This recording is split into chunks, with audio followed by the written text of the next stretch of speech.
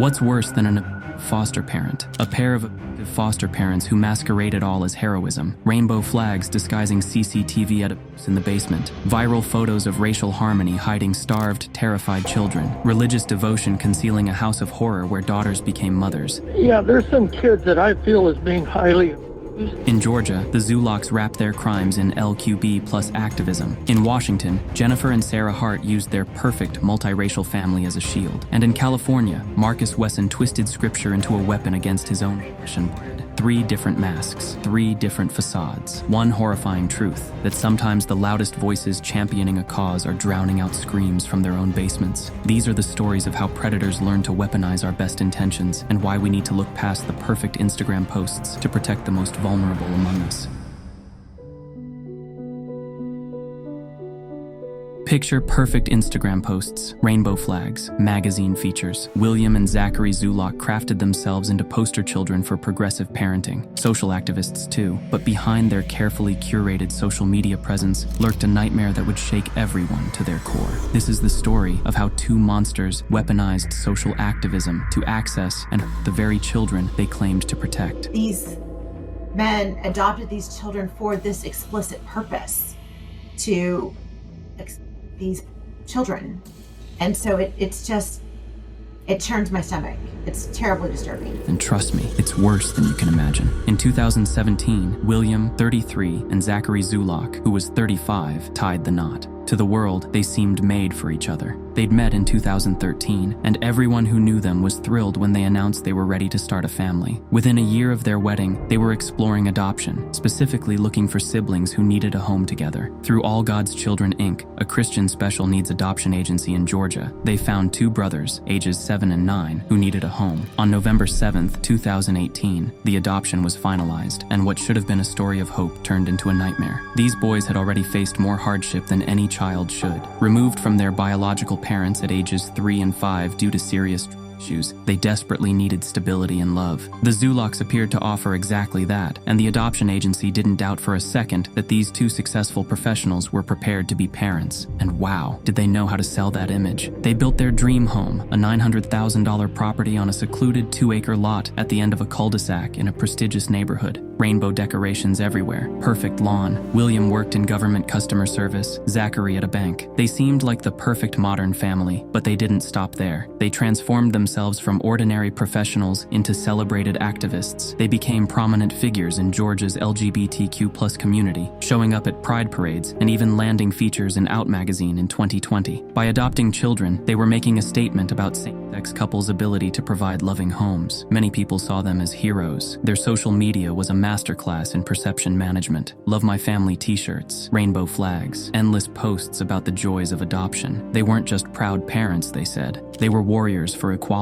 Except it was all a lie. A beautiful mural painted over a torture chamber, and the truth would make even hardened investigators recoil in horror. The facade cracked in July 2022. Georgia Bureau of Investigation's Exploitation and Computer Crimes Unit received a tip from the National Center for Missing and Exploited Children. They traced disturbing content to someone named Hunter Clay Lawless, a 27-year-old who had been downloading explicit materials involving minors. I can't say how disturbing that content was here, but let's just say it was as violent and sickening as the worst horror movies you've ever seen. And Lawless was consuming this for his own pleasure. What's worse, he knew who made the videos, and it was none other than Zachary Zulak. Lawless had been receiving messages and media from Zachary through Snapchat, documenting abuse of their adopted son. One video was even titled, "My Son Tonight." Zachary had repeatedly invited Lawless to participate in person, though Lawless claimed he had refused. Good evening, and very disturbing details indeed. The Walton County Sheriff's Office says that it was an investigation by the GBI that led them to the couple. Zachary Zulak and his husband William Zulak are being charged for child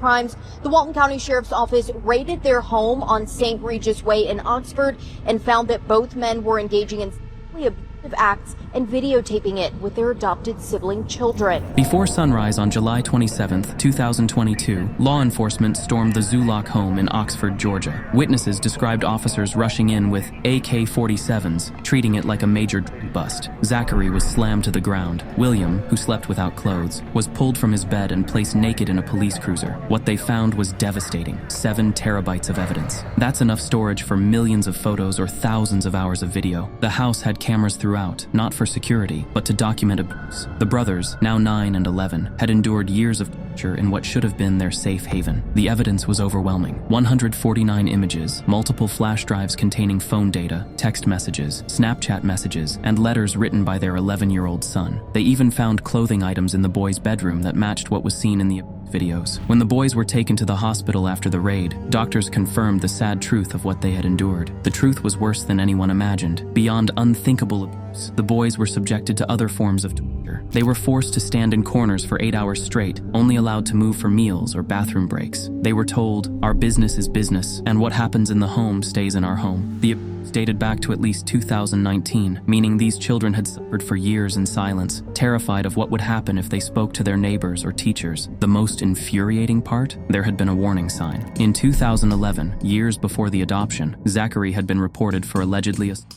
a 14-year-old boy. The case wasn't properly investigated, and the detectives involved have since retired. Current law enforcement admits the case was handled in a manner inconsistent with current investigative standards. In other words, the Zulaks should never have been allowed to adopt children, not without a proper investigation first. And get this, in October 2021, the Zulaks were trying to adopt a third child, a girl. Zachary had texted an adoption agent, "We are doing awesome. The boys have changed so much from when we first met them." Reading that now makes your skin crawl. Through nothing short of a miracle, they were arrested before they could adopt another victim. When arrested, neither showed an ounce of remorse. Zachary's defense? Sure, I sent the material online, but to less than a dozen people. Their jail phone calls revealed their true characters. Zachary worried about canceling Disney Plus and Amazon subscriptions, while William complained about jail food not being good enough for dogs. They even claimed the police raid was motivated by jealousy over their wealth and their big giant house. I think they took our house because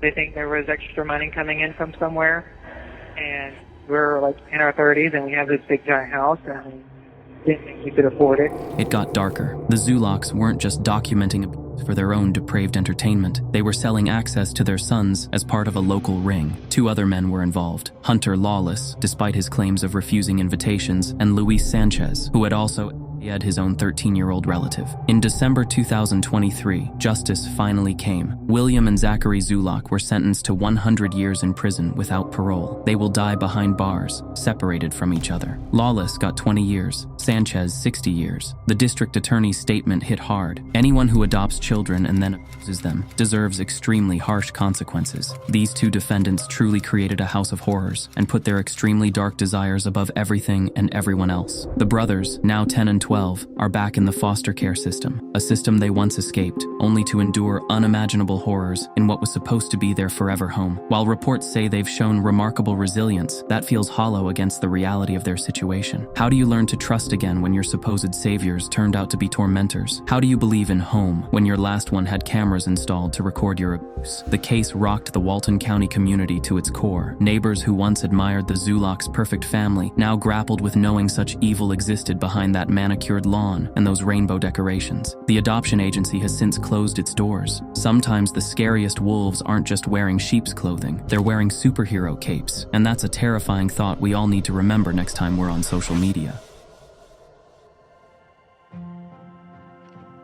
Just like the Zulaks, Jennifer and Sarah Hart knew exactly how to play the game of perception. 2 white lesbians who'd adopted 6 black children. They were the ultimate progressive power couple, and social media couldn't get enough of their perfectly curated family life. Their Instagram feed was a highlight reel of what looked like pure joy: music festivals, nature hikes, cozy family moments. But their crowning achievement came at a 2014 Black Lives Matter protest in Oregon, when their 12-year-old son Devontae was photographed crying while hugging a police officer. The image went viral, and suddenly the Harts were America's poster family for breaking down racial barriers. The reality? Behind those carefully staged photos and social justice hashtags lurked a nightmare that would end in unthinkable tragedy. Jennifer and Sarah's story began at Northern State University in the late 90s, where they bonded over shared dreams of making a difference in the world. After graduating, they moved to Alexandria, Minnesota, ready to start their perfect family. But their first attempt at adoption revealed their true colors. They adopted a girl named Lee, only to abandon her at her foster home 6 months later when when she didn't work out. Their complaints about Lee stealing food from the trash should have been a massive red flag. What child takes food from the garbage unless they're starving? Yet somehow these women were allowed to adopt 6 more children. First came siblings Marcus, Hannah, and Abigail. Their first social media post about it dripped with white savior complex, bragging about how they'd rescued 3 siblings nobody else wanted. Later came Sierra, Jeremiah, and Devante. By 2008, they were a family of 8, at least on Instagram. Just like the Zulocks would later do in Georgia, the Harts weaponized their status as progressive activists to deflect suspicion. When teachers or neighbors raised concerns, Jennifer and Sarah had a ready-made defense. Their troubled, adopted children had behavioral issues due to their traumatic pasts. Anyone who questioned their methods was painted as racist or phobic. The hypocrisy is sickening. The abuse was systematic and cruel. The children were starved as punishment, forced to stand for hours like statues, and forbidden from laughing or speaking without permission. In their Minnesota home, the basement was set up like a prison classroom, with kids perched on wooden stools instead of proper desks. Oh yeah, the kids didn't last long in state school. If their mothers wanted to mask their and keep them from taking to other adults, they had to keep them home. The red flags were endless. In 2008, 6-year-old Hannah reported Jennifer had beaten her with a belt. 2 years later, Abigail revealed the mothers had hit her and held her head underwater, all over a penny. All 6 kids reported being starved as punishment. But just like in the Zulock case years later, the system failed these children spectacularly. Sarah got off with community service and probation for assault, and the couple was allowed to pull the kids from school to home schedule them, effectively cutting them off from mandatory reporters who might have helped. And no one lifted a finger to prevent this. 15-year-old Hannah once attempted escape, jumping from a second-story window and begging neighbors for help. But Jennifer and Sarah, being the master manipulators that they were, convinced everyone Hannah was just troubled. Devante would sneak to neighbors' houses, begging for food packages that could be hidden by the fence where his mothers wouldn't find them. The end came in March 2018, when Child Protective Services finally began investigating seriously. Jennifer and Sarah's response was unthinkable. After buying a large bottle of Benadryl and loading their children with lethal doses, Jennifer drove their SUV off a California cliff. This happened one day after their neighbors finally called CPS, thinking that perhaps the Hart mother had been lying to them. Yeah, there's some kids that I feel is being highly...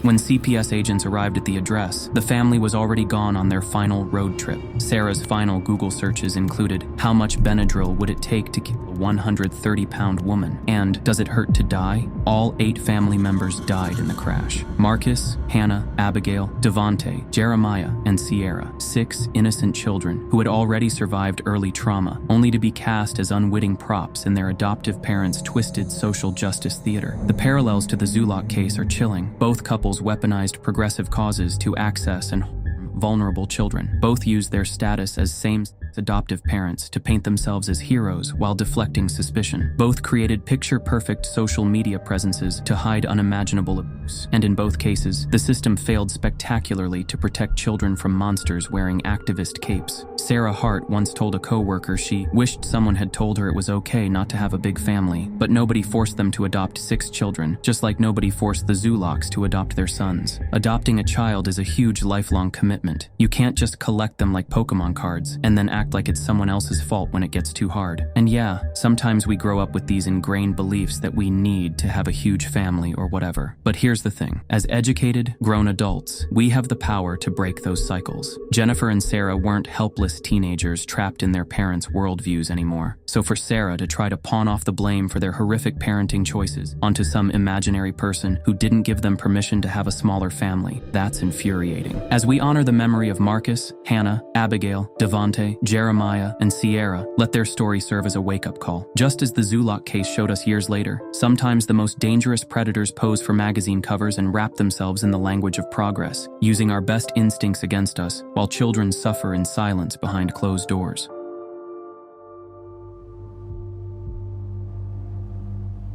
In California's San Joaquin Valley, a place of stark contrasts where abundance meets scarcity, Marcus Wesson crafted one of the most twisted family cults America has ever seen. Like the Zulocks and the Harts, he knew exactly how to manipulate those around him while destroying his children, but he took it to an even more horrifying extreme. The facade cracked on March 12, 2004, when Fresno police responded to a disturbance call on West Hammond Avenue. What they found would become the worst mass murder in the city's history. 9 children, all executed in the head, their bodies carefully arranged in a back bedroom. This is the worst mass murder in the history of our city. And somehow, that was just the tip of the iceberg. When officers arrived, Wesson emerged from his home with blood stained clothes. Even hardened cops were unnerved by his appearance. At 57 years old, he cut an imposing figure, but it wasn't his physical presence that made him dangerous. It was his extraordinary ability to control minds. Like many master manipulators, Wesson built his power gradually. He created his own twisted version of religion, writing his own Bible and declaring himself a deity. "If you see Jesus Christ, if you see God, you see me," he would tell his followers. His children were so thoroughly indoctrinated that many believed him to be God well into their adult years. His family structure was deliberately complex. Beyond his wife and their 11 children, he had 7 more children with his own daughters and nieces. There was a relationship between he and perhaps 2 of his daughters, and those daughters mothered children that were his. But unlike the Harts or Zulaks, who hid their abuse behind social activism, Wesson cloaked his crimes in religious authority. The level of control he maintained over his family was absolute. Children weren't allowed outside influence. No school, no friends, no connection to the wider world. Even the smallest infractions brought severe punishment. One survivor recalled being beaten with a cable wire for simply taking a spoonful of peanut butter without permission. These punishments could last for months, 21 3 times a day, for 30 days straight. Most chillingly, the children had to remind him to administer their His manipulation started early. At just 8 years old, Elizabeth, one of his victims, was told she was chosen by the Lord to be his wife. He staged a mock wedding ceremony with a family Bible, convincing the child she was already married to him. By 14, she was pregnant. By 26, she had given birth 11 times to her father's children. Honestly, you guys, I'm speechless. Wesson's religious teachings were a grotesque patchwork of different beliefs. He borrowed concepts from various sources, including the Children of God cult and fundamentalist Mormon polygamy. He even taught that Jesus was a vampire because he shed his for us. Like the Harts, who used racial justice as cover, and the Zulaks, who weaponized LGBTQ+ activism, Wesson twisted religious scripture to serve his perverse needs. The family lived in constant fear of the outside world, which Wesson painted as evil. He was particularly fascinated by other cult leaders, especially David Koresh of Waco. During the 58-day Waco siege, Wesson made his family watch the coverage daily, pointing out similarities between himself and Koresh: the multiple wives, the charisma, the claim of being Christ. Just as the Harts stockpiled Benadryl for their final act, Wesson prepared his family for an apocalyptic end. They kept survival food and backpacks ready, convinced that God would come in the year 2000. When that didn't happen, they simply adjusted their beliefs rather than questioning their prophet. The manipulation was so complete that even after the murders, some of Wesson's surviving sons defended him publicly. He did not have any of my family members. He's close to me. I'm the oldest son. They all loved him. They played with him almost every day. Yeah, because they were scared for their lives. Also, the oldest son said it well. He was cool to him because he was the oldest son. The girls didn't quite receive the same treatment. Also, what the heck? 9 of his siblings had just been murdered by Marcus. How could he defend him? This was a chilling echo of the way he brainwashed and manipulated his entire family. I truly believed he was God until I was 19. Sheesh. Thankfully, the surviving children have since come to terms with the reality that Marcus was not God. He was an abusive, manipulative, cruel father. However, this doesn't mean they are any closer to overcoming the unspeakable trauma. I really looked up to my dad. Like, I thought he was an awesome guy. Now, here I am, just telling about how bad he is, and it just sucks because he is, The final tragedy unfolded when 2 mothers came to Wesson's home, demanding their children back. Yeah, he was growing his cult with neighbors' children too. Rather than risk losing control, Wesson enacted what investigators believe was a pre-planned murder pact, though he couldn't follow through with taking his own life. He ordered the older children to gather the younger ones in a back bedroom, where his daughter, Sabrina, following his twisted teachings, shot her siblings before turning the gun on herself. In total, 9 children died that day, ranging from 1 to 25 years old. In June 2005, Marcus Wesson was convicted of 9 counts of first-degree murder and multiple counts of SA. He was sentenced to death and remains on California's death row today. The parallels between these cases are striking. Whether hiding behind social justice like the Harts, progressive politics like the Zulaks, or religious authority like Wesson, these predators knew how to exploit society's best intentions. They understood that people want to believe in multiracial families breaking down barriers, same-sex couples proving their worth as parents, or religious leaders offering guidance and purpose. Their stories teach us that when someone claims absolute authority, we must look past the facade they present to the world. Thanks for watching, you guys. What are your thoughts on these devastating cases, and how can we see past the facade someone is showing in public? Leave a comment and don't forget to like and subscribe before you go. See you soon.